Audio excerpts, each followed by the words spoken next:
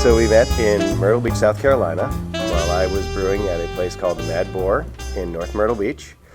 And at the end of one of my brew days, I came out to the bar, and there was a lovely young lady who caught my Notice attention. the eye roll. She caught my attention because, one, she was very attractive. Two, she was enjoying a beer sampler and reading a book on what I assumed was her vacation. Yeah. And I was most impressed by the fact that there was a woman who was taking a chance and enjoying craft beer in sampler form. So I knew I had a shot. So, in fact, I was on vacation. That year, the company that I worked for canceled every one of my vacations.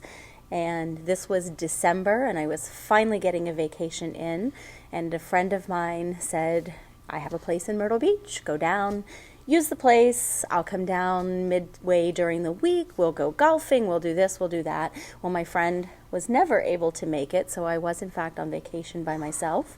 And I was reading a book, drinking a sampler of beer, eating a salad, and this man came up behind the bar, this is the part he won't tell you, wearing this cockeyed fishing hat, this Henley shirt, these crazy rubber boots, had his pant legs rolled up, looked kind of goofy, and I assumed he was the bartender for some reason, and said, "What do you think of the beer?" And I was a little honest with him, I think. Brutally honest. Brutally honest. The porter that he made was exceptional, and I told him so. And there was another beer that just was not so. It tasted very watered down. And I won't tell you exactly what I said to him because it's not too kind. But that said, he said, "Hi, I'm Jason. I'm the brewer." And of course, I didn't stop. That's when I said, "Really? You brewed this garbage? This is terrible." And I just went off, and he said, "That's it. I'll fix you. I'll marry you." So we continued to chat, and I tried to explain my lack of flavorful beer that was part of my sampler as, one, it was a contingency upon working there. They required to have a American light lager clone beer, and that was my second or third attempt to make it somewhat more palatable than it was when I took over the brewery, and I actually changed it by turning it into a Common. light. Oh, no. You turned it into a Mexican lager. I turned it into a Mexican-style lager, which ended up working, but by that point, I had already been involved with the girl who I would say sped up the recipe formulation changing process very quickly. So I went home from vacation the very next day. Jason sent me home with a couple growlers of beer, and I knew right then I was in love. It was great beer, and I loved him. And we saw each other long distance after that.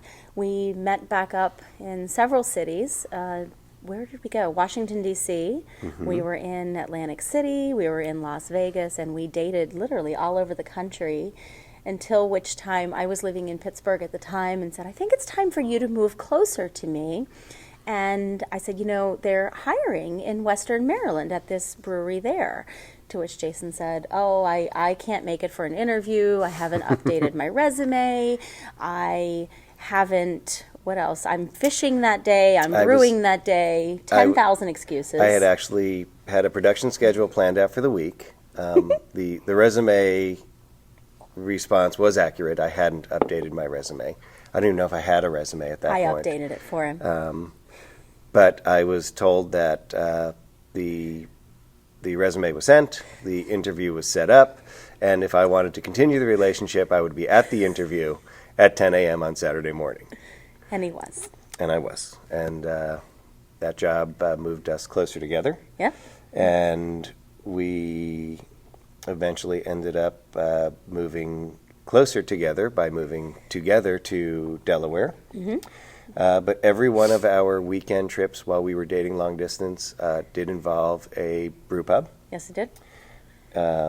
Atlantic City was Tun Tavern. Mm-hmm.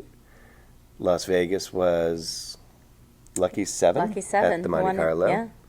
Good memory. And Baltimore was The Brewer's Art. The Brewer's Art. which is still one of my favorites. So we met at a brewery. She continues to support me in my brewing endeavors, which I'm very appreciative of. And we also continue to make brew pubs and breweries part of our beer vacations and travels. We just recently returned from a trip to Myrtle Beach, South Carolina. We returned to the scene of the crime for the first time in 13 years. And while the brewery that I worked at wasn't there, we did visit a couple of the breweries that are in town, and we continue to make our love of craft beer, part of what we enjoy doing when we're out and about. And I'm incredibly fortunate to be married to this man now, and we have 2 lovely children, Grayson and Delaney. And most folks, when they have babies, get shower gifts, right? I got beer. So I was lucky enough that when my son was born, I got an amazing Dunkelweizen that we actually still have some at home. Do you still have some? And we had a naming contest for it. It was an amazing Dunkelweizen. When my daughter was born, we got a chocolate milk stout, if I recall correctly, that was then featured on CNBC and was award-winning, which is kind of fun. So we consistently have beer on tap in the house. I'm the lucky one that we go to football games and go various places on the weekends, I can just put in my order of exactly what I want, and there it is. It's either on tap at home or it comes home in a growler, which is a beautiful thing. It is one of the benefits of being able to take your work home with you. Exactly.